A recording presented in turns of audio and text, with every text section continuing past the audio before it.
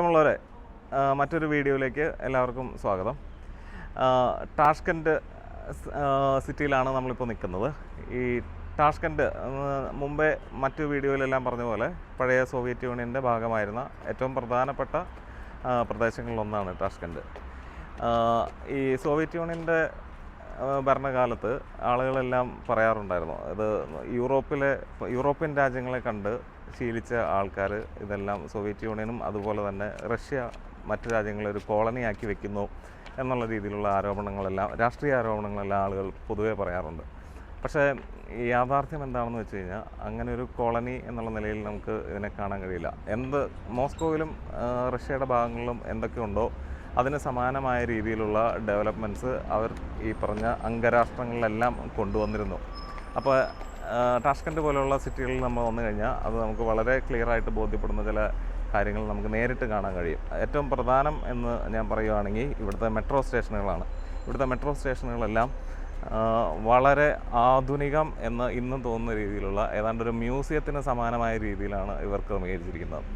മാർബിളിലും മറ്റുള്ള കൊത്തുപണികളും കാര്യങ്ങളെല്ലാം വെച്ച് അലങ്കരിച്ച് അത്യാഡംബരപൂർവ്വമായിട്ടുള്ള ലൈറ്റുകളും എല്ലാം വെച്ച് അലങ്കരിച്ച് വളരെ മനോഹരമായ രീതിയിലാണ് മെട്രോ സ്റ്റേഷനുകളെല്ലാം നിർമ്മിച്ചിരിക്കുന്നത്. അപ്പോൾ ചുരുക്കം ചില മെട്രോ സ്റ്റേഷനുകളിലേക്ക് ഞാൻ നിങ്ങളെ ക്ഷണിക്കുകയാണ്.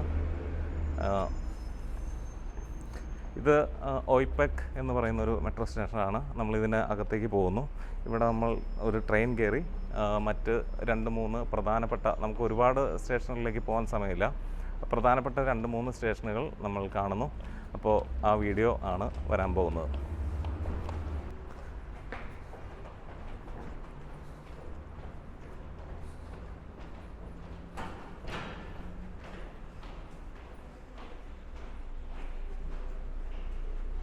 പോയേ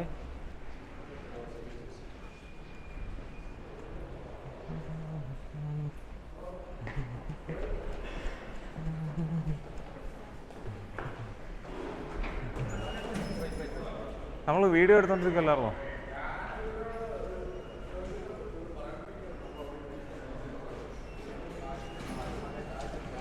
ഇപ്പം മെട്രോ സ്റ്റേഷൻ്റെ അകത്തേക്ക് നമ്മൾ കയറുകയാണ്.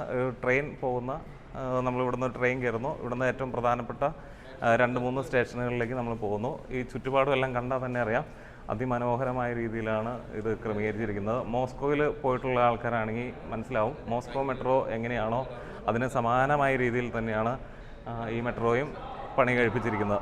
ഇതിൻ്റെ ഏറ്റവും വലിയ ആകർഷണം എന്ന് പറഞ്ഞു കഴിഞ്ഞാൽ 1970-ലാണ് ഈ മെട്രോ സംവിധാനം പണി കഴിപ്പിക്കുന്നത്. ഏഷ്യയിലെ ആദ്യത്തെ അണ്ടർഗ്രൗണ്ട് മെട്രോ സ്റ്റേഷനാണ് ടാഷ്കൻഡിലെ. അതാണ് ഇതിൻ്റെ ഏറ്റവും വലിയ പ്രത്യേകത എന്ന് പറയുന്നത്.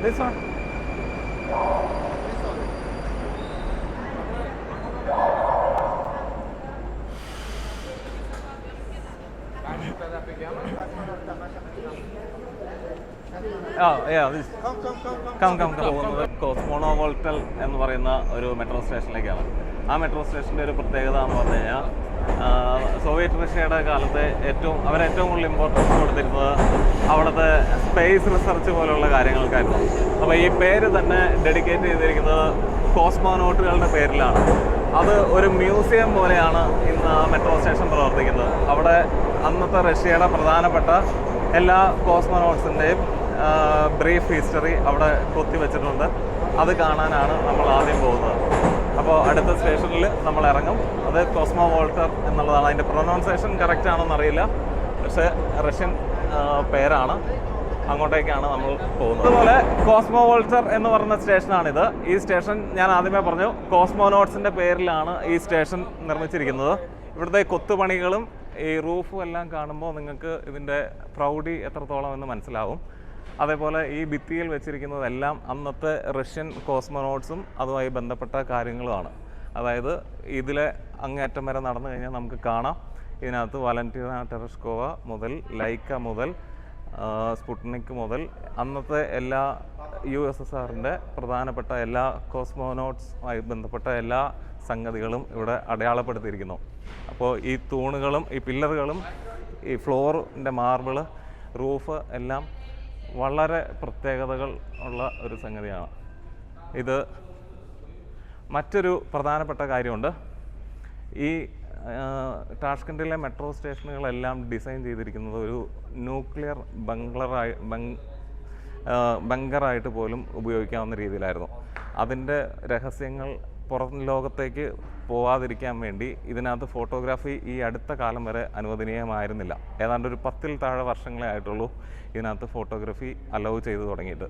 അപ്പോൾ അധികം ആരും കണ്ടിട്ടില്ലാത്ത ഒരു മെട്രോ സ്റ്റേഷനുകളാണ് ഇത് എന്നുള്ളതുകൊണ്ടാണ് നമ്മൾ സമയം മെനക്കെടുത്തി 3-4 മെട്രോ സ്റ്റേഷനുകൾ കാണാൻ നമ്മൾ ഇറങ്ങി പുറപ്പെട്ടത്. അപ്പോൾ ഇത് കഴിഞ്ഞൊരു 2 മെട്രോ സ്റ്റേഷൻ കൂടി നമ്മൾ കാണുന്നുണ്ട്. അപ്പോൾ ഇതിൻ്റെ ഒരു വീഡിയോ പരമാവധി നമ്മൾ എടുക്കുന്നു.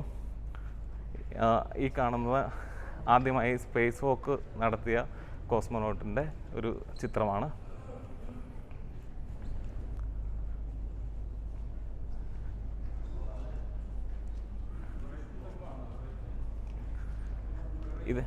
ഇതിൻ്റെ ഏറ്റവും വലിയ പ്രത്യേകത എന്ന് പറയുന്നത് ഇത് പണി കഴിപ്പിച്ച കാലഘട്ടം അത് നമ്മൾ ഒന്ന് മനസ്സിൽ ചിന്തിക്കണം. 1970-ലെ ഏഷ്യയിലെ ആദ്യത്തെ അണ്ടർഗ്രൗണ്ട് മെട്രോ സിസ്റ്റമാണ് ടാഷ്കൻഡിലെ.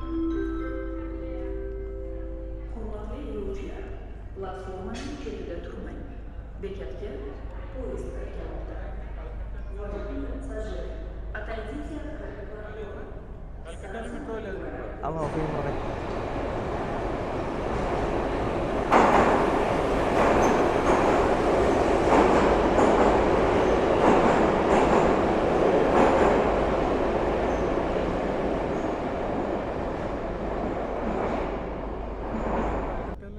ഇല്ലല്ലോ, അണ്ടർഗ്രൗണ്ട് മെട്രോ ഇല്ലല്ലോ. ഞാൻ കേട്ടുള്ള അറിയത്തില്ല കേട്ടോ. അണ്ടർഗ്രൗണ്ട് ഒന്നുമില്ല. മെട്രോ ഉണ്ട്, മറ്റേ ട്രാം ഉണ്ട്. അണ്ടർഗ്രൗണ്ട് മെട്രോ, അണ്ടർഗ്രൗണ്ട് ഡൽഹിയിൽ താഴെ മുഴുമുണ്ട്.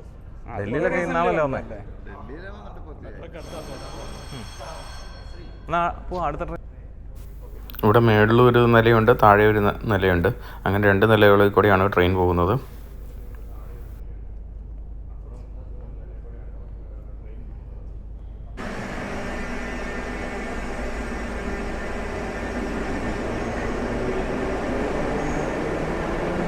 ആ ട്രെയിൻ പോകുന്നത്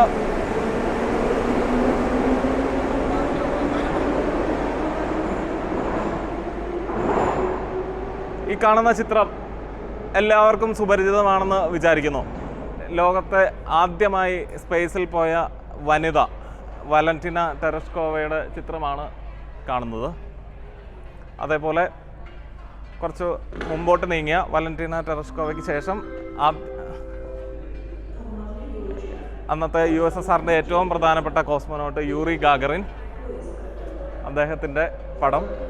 അങ്ങനെ അന്നത്തെ പ്രധാനപ്പെട്ട എല്ലാ കോസ്മോനോട്ടുകളുടെയും സ്പേസ് റിലേറ്റഡ് ആയിട്ടുള്ള എല്ലാ സംഗതികളുടെയും ചിത്രം ഇവിടെ കൊത്തിവെച്ചിട്ടുണ്ട്. അപ്പോൾ ഈ മെട്രോ സ്റ്റേഷൻ എല്ലാവർക്കും ഇഷ്ടമായി എന്ന് വിചാരിക്കുന്നു. ഇനി നമ്മൾ മറ്റൊരു മെട്രോ സ്റ്റേഷനിലേക്ക് പോവുകയാണ്. അവിടുത്തെ പ്രത്യേകത അവിടുത്തെ കൊത്തുപണികളും മാർബിൾ ഡിസൈനുകളുമാണ്. അപ്പോൾ അങ്ങടേക്ക് നമ്മൾ പോവുകയാണ്. അപ്പോൾ അടുത്ത ട്രെയിനിനായി ഏതാണ്ടൊരു 5 മിനിറ്റോളം സമയമുണ്ട്. ആ 5 മിനിറ്റിൽ അടുത്ത ട്രെയിൻ വരും. നമ്മൾ അടുത്ത സ്റ്റേഷനിലേക്ക് പോകുന്നു. നമ്മളിനി പോകുന്ന സ്റ്റേഷൻ്റെ പേര് അലിഷർ നവോയി എന്നാണ്. അതായത് ടാഷ്കൻഡ് മെട്രോ സംവിധാനത്തിലെ ഏറ്റവും ഭംഗിയുള്ള സ്റ്റേഷനുകളിൽ ഒന്നാണ് അലിഷർ നവോയി. അപ്പോൾ ഈ വാതിൽ തുറന്ന് നമ്മൾ ഇറങ്ങുന്നത് അലിഷർ നവോയി സ്റ്റേഷനിലേക്കാണ്. അത്യാകർഷണമായ കാഴ്ചകളിലേക്ക് എല്ലാവരെയും സ്വാഗതം ചെയ്യാം.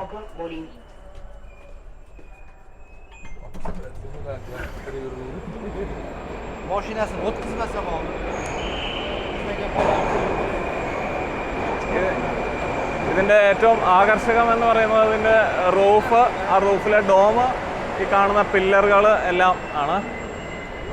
ഇത് നമ്മൾ പുറത്തേക്ക് ഈ എസ്കലേറ്റർ കയറി പുറത്തേക്ക് ഇറങ്ങുമ്പോഴാണ് ഇതിൻ്റെ കൊത്തുപണികൾ കൂടുതലുമായിട്ട് കാണുന്നത്. അപ്പോൾ നമ്മൾ ജസ്റ്റ് എസ്കലേറ്റർ കയറി നമ്മൾ എക്സിറ്റ് ആവുന്നില്ല, പക്ഷേ ജസ്റ്റ് അതിൻ്റെ എൻട്രൻസ് ഏരിയ വരെ പോകുന്നു. അപ്പോൾ കൂടുതൽ കരകൗശല വൈവിധ്യം നമ്മൾ അന്നേരം കാണും. ഉസ്ബെക്കിസ്ഥാൻ്റെ ചരിത്രം രേഖപ്പെടുത്തിയിട്ടുള്ള കാര്യങ്ങളാണ് ഈ സൈഡ് വാളിലെല്ലാം പ്രിൻ്റ് ചെയ്ത് വെച്ചിരിക്കുന്നത്. ആ പച്ച കളറിൽ കാണുന്ന ഫ്രെയിമുകളെല്ലാം ഉസ്ബെക്കിസ്ഥാൻ്റെ 13 നൂറ്റാണ്ടിൻ്റെ ചരിത്രം അടയാളപ്പെടുത്തുന്ന ചിത്രങ്ങളാണ്. അപ്പോൾ നമ്മൾ പുറത്തേക്ക് ഇറങ്ങുന്നില്ല, ഇതിൻ്റെ എൻട്രൻസ് ഏരിയയിലേക്ക് നീങ്ങാം. ഓക്കെ, ഇത് മറ്റൊരു സ്റ്റേഷനാണ്. ഈ സ്റ്റേഷൻ്റെ പേര് തന്നെ കോട്ടോർ എന്നാണ്. കോട്ടോർ എന്ന് നമ്മൾ റഷ്യനിൽ പറയുന്നതാണ്. ശരിക്കും അതിൻ്റെ മീനിങ് വരുന്നത് കോട്ടൺ എന്നാണ്. അപ്പോൾ ഉസ്ബെക്കിസ്ഥാൻ്റെ ചരിത്രത്തിൽ ഏറ്റവും ഇമ്പോർട്ടൻ്റ് ആയിട്ടുള്ള ഒരു സ്ഥാനം കോട്ടൺ കൃഷിക്കാണ്. ഈ സിൽക്ക് റോഡ് എന്ന് പറയുന്ന അതിപുരാതനമായ ഒരു ട്രേഡ് റൂട്ടുണ്ട്. ചൈനയിലെ ഷിയാനിൽ നിന്നും ആരംഭിച്ച് യൂറോപ്പിൻ്റെ പല ഭാഗങ്ങളിലേക്കും ഇറാനിലേക്കും എല്ലാം പോകുന്ന സിൽക്ക് റോഡിൻ്റെ ഒരു മെയിൻ പോയിന്റാണ് ഉസ്ബെക്കിസ്ഥാനിലെ സമർഖണ്ഡ്, കീവ് അടക്കമുള്ള പ്രദേശങ്ങൾ. അപ്പോൾ ഇവിടുത്തെ പ്രധാനമായും കയറ്റുമതി ചെയ്യുന്ന വാണിജ്യ വസ്തുക്കളിൽ ഏറ്റവും പ്രധാനപ്പെട്ട സ്ഥാനമായി തരുന്നത് കോട്ടൺ ഉൽപ്പന്നങ്ങൾക്കാണ്. കോട്ടൺ കൃഷിയെ പ്രതിനിധീകരിക്കുന്നതാണ് ഈ ചുറ്റുപാടും കാണുന്ന വാൾ പെയിന്റിംഗ് എല്ലാം. ആ കോട്ടൺ കൃഷിയെ പ്രതിപാദിക്കുന്നത്. അപ്പോൾ നമുക്ക് അടുത്ത ട്രെയിൻ വന്നു, നമ്മൾ അടുത്ത ഒരു സ്റ്റേഷനിലേക്ക് പോവുകയാണ്. ഓക്കെ, ഇത് മറ്റൊരു അത്യാകർഷകമായ സ്റ്റേഷനാണ്. മുഷ്താഖലിൽ നൈദോൺ എന്നാണ് ഈ സ്റ്റേഷൻ്റെ പേര്. അത്യാകർഷകമായിട്ടുള്ള സൈഡ് വാളുകളെല്ലാം മാർബിളാണ്. ലൈറ്റ് ആകർഷകമാണ്. ഈ പില്ലറുകളെല്ലാം വളരെ ബ്യൂട്ടിഫുൾ ഡിസൈനാണ്. ഈ കാണുന്നതെല്ലാം പുതിയ ട്രെയിനുകളാണ്. നമ്മളിപ്പോൾ ഇറങ്ങിയ ട്രെയിനെല്ലാം 70 മുതൽ ഓടിക്കൊണ്ടിരിക്കുന്ന റഷ്യൻ ട്രെയിനുകളാണ്. ഇതെല്ലാം പുതിയ ട്രെയിനുകളാണ്.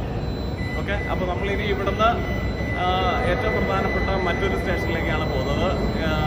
ഇവിടെ അമൂർ തിമൂറിൻ്റെ പേരിൽ തന്നെ ഉള്ള അമൂർ തിമൂർ സ്റ്റേഷനിലേക്കാണ് നമ്മളിനി പോകുന്നത്. അതോടുകൂടി നമ്മുടെ മെട്രോ എക്സ്പ്ലോറേഷൻ അവസാനിപ്പിക്കുകയാണ്. അതിനുശേഷം നമ്മളിനി കാശ്മീരിലെ മറ്റു സ്ഥലങ്ങളിലേക്ക് പോകും. അപ്പോൾ അടുത്ത ട്രെയിനിൽ നമ്മൾ അമൂർ തിമൂർ സ്റ്റേഷനിലേക്ക് പോവുകയാണ്. ഓക്കെ, വളരെ ആകർഷകമായിട്ടുള്ള ഒരു അണ്ടർഗ്രൗണ്ട് സ്റ്റേഷൻ.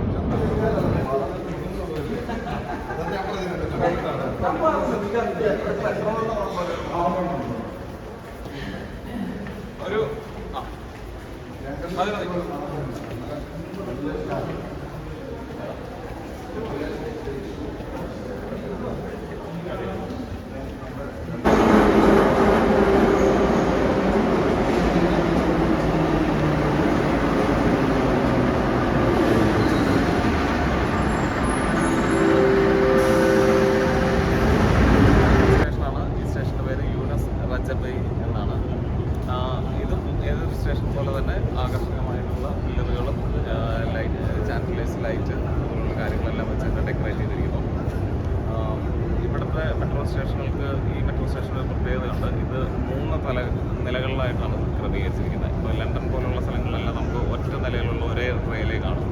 ഇവിടെ എന്ന് പറഞ്ഞാൽ 3 നിലകളുണ്ട്. ആ 3 നിലകളിലും 3 വ്യത്യസ്ത മെട്രോ ലൈനുകളാണ് കടന്നു പോകുന്നത്. അപ്പോൾ അത് സത്യത്തിൽ ഒരു എൻജിനീയറിംഗ് വിസ്മയം തന്നെയാണ്.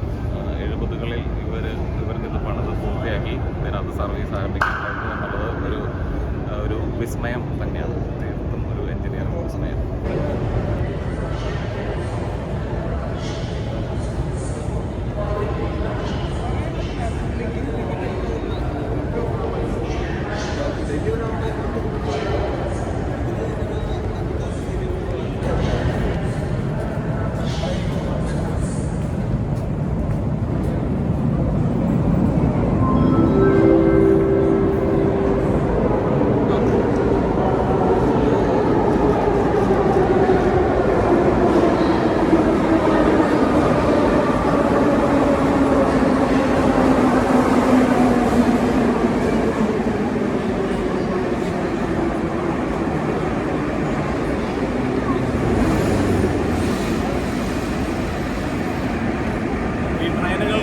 ബോഡി വർക്കും ഇതിൻ്റെ കളറും രൂപവും എല്ലാം ശ്രദ്ധിച്ചാൽ നമുക്ക് മനസ്സിലാവും. ഇതെല്ലാം വളരെ പഴയതാണ്. അതായത് ഈ മെട്രോ ഓടിത്തുടങ്ങുന്ന 1970കളിൽ ഡിസൈൻ ചെയ്ത അന്നത്തെ റഷ്യൻ ട്രെയിനുകൾ തന്നെയാണ് ഇപ്പോഴും യൂസ് ചെയ്യുന്നത്.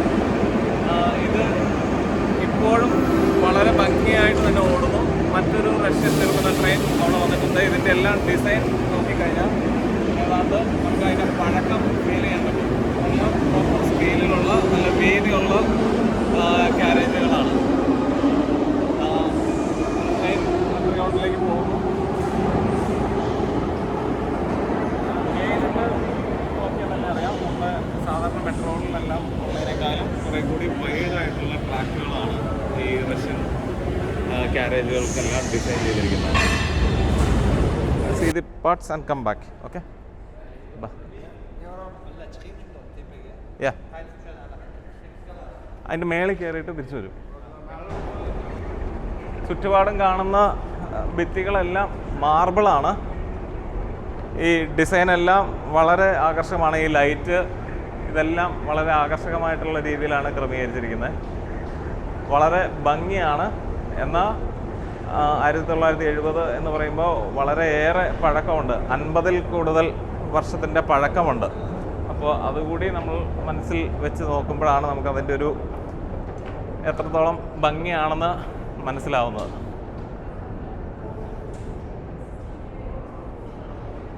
അപ്പോൾ ഇതാണ് ഇതിൻ്റെ entrance area.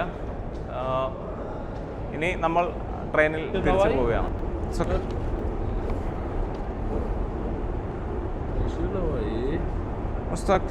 Maidoni. Is it good? Beautiful?